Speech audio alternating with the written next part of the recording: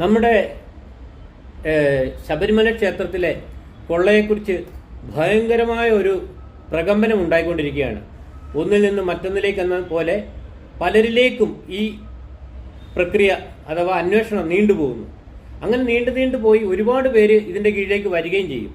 പക്ഷേ ഇതിനകത്ത് ചോദ്യം ലാസ്റ്റ് വരും, സ്വർണം കെട്ടത് ആരാണെന്നുള്ളൊരു ചോദ്യം തന്നെ. ശരിയായിരിക്കില്ലേ?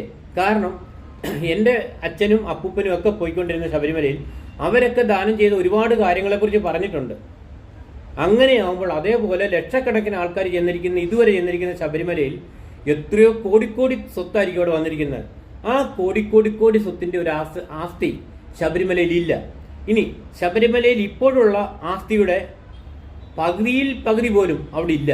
കാരണം നൂറ്റാണ്ടുകളായി ഇങ്ങനെ മോഷണം നടന്നുകൊണ്ടിരിക്കുകയാണ്. ക്ഷേത്രം ഉണ്ടായ കാലം നൂറ്റാണ്ടുകളായില്ലെങ്കിലും ക്ഷേത്രത്തിൽ ആസ്തി വർദ്ധിക്കും തോറും മോഷണവും പെരുകി. ആരൊക്കെയാണ്, എന്തൊക്കെയാണ്, എവിടെയൊക്കെയാണ് മോഷ്ടിച്ചതെന്ന് യാതൊരു വിവരവുമില്ല.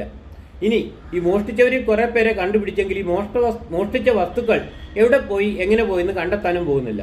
കാരണം ഈ അന്വേഷണം ഇങ്ങനെ പോയി കഴിയുമ്പോൾ ജനങ്ങളുടെ കണ്ണിൽ മണ്ണിടാനായിട്ട് ഒരു ശിക്ഷാവിധിയും വരും.